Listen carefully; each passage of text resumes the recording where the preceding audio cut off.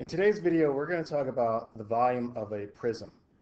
And to start out, it says that the volume is the space that a figure occupies. And it says that volume is measured in cubic units. So this is material that you've learned in elementary school. We also know that it's often written in units cubed. That's because you're multiplying 3 dimensions. It says in elementary geometry, you learn that the volume of a rectangular prism can be found by using the formula volume equals length times width times height. I'd like to extend that a little further because I like to think of volume in terms of that occupying space as being water that's being poured into either a tub or maybe a cylinder. Well, how does that happen? If I take a cylinder and I press it against my refrigerator to fill it up with water, then the area of the base fills up first, that circle, and then the water rises to the top. All right, and that's the way we should really start to think about volume. Volume being that area of the base, that would be big B, times the height, because the base fills up first. If it's a cylinder, the circle or the area of the circle fills up first, and then it rises to the top, so you're going to times it by the height. That's happening here in this picture. So the bottom is filling up first. So that's 5 centimeters times 4 centimeters. So that's filling up, maybe this is a tub and it's filling up with water, or it's a pool, and then it's rising to the top. So you're going to times that by 3. And that's exactly the reason that the volume of a rectangular prism is length times width times height. It's the volume of the area of the base, length times width, times the height. If you remember that, you'll be in really good shape in terms of conversations with volume. Okay, so I kind of wrapped that up or stated that here. So let's talk about example number 1. Before we even do that though, I want to make sure that this formula, big B, the volume equals big B times H, remembering that that big B is going to be your area of the base. I know we see area equals base times height divided by 2. Well, that's of a line segment, all right, that base, because we know this is the area of a triangle. Well, this big B here now represents the area of the base. Back to example number 1. It says a common design for swimming pools is for the depth to change gradually from the shallow end to the deep end. Use the dimensions shown to find the volume of water the pool can hold. All right, so the first thing I'm going to do is I'm going to write down my volume formula, and you should do the same. So it's going to be volume equals big B, area of the base, times the height. We just want to be careful when we're looking for the base of this prism. All right, remember, big B, our base, has to be parallel and congruent.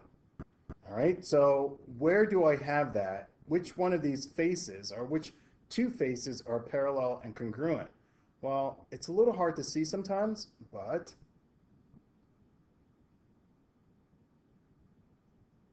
all right, those 2 sides are parallel and congruent. In that figure is a trapezoid. All right, so my big B is a trapezoid. So over here, I'm going to write big B equals, and I know the area of a trapezoid is 1/2 B1 plus B2 times the height. Okay, so I'm going to continue. The area equals 1/2. Well, B1 I can say is 10 plus B2. Well, B2 is 4. And that's going to be times the height.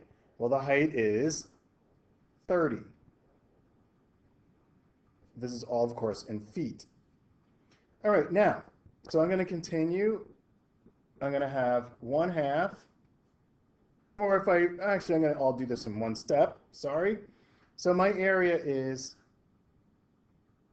210 feet squared.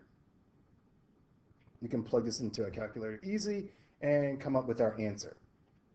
All right, now, so I'm going to go back. I'm going to have my volume now equals big B, which is 210 feet squared. And then that's going to be times my height. Well, the height of my prism is 15 feet. Or the volume equals 3,150 feet cubed. All right, oops, make sure I write cube. All right, so the big part about this problem is making sure that you have the correct base. That's important, a key idea. Okay, let's take a look at example number 2. Example number 2 says that if the volume of the rectangular prism below is 6,000 feet cubed, find the surface area of the prism. Well, I like to think of volume as filling up with water. I like to think of surface area is that you're going to a party and you have to wrap a gift. Well, you're going to wrap every surface of the gift. Every part, every area gets wrapped with paper. So you have to cover every part of this rectangular prism. But first we have to find x. That's important. So let's fill in some information that we know. We know that the volume equals the length times width times height. All right, we know the volume is 6,000. That's going to equal our length of 30 times our width of 20 times our height of x. All right, we're going to have 6,000, just doing some algebra here, equals 600 x. I'm going to divide both sides by 600, and I know that x is 10. All right, so I'm going to put that in there. X equals 10. Now I can go through and find the area for each part, all right, each face of that rectangular prism. So the first one, I'm going to, just so that I break it out a little bit. All right, so my front and back of this rectangular prism is going to be 10 times 30. And then my side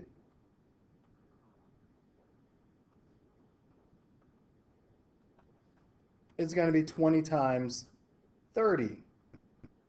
Of course, again, this is all in feet. The top and bottom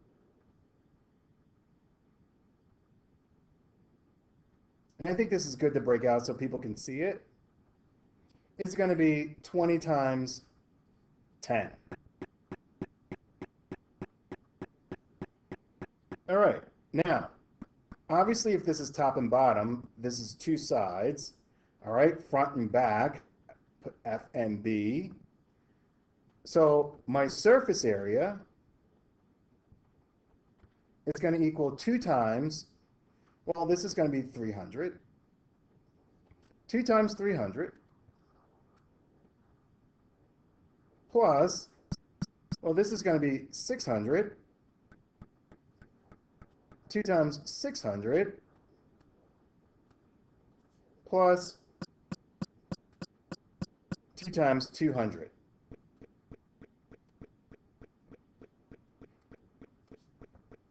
All right, now, so my surface area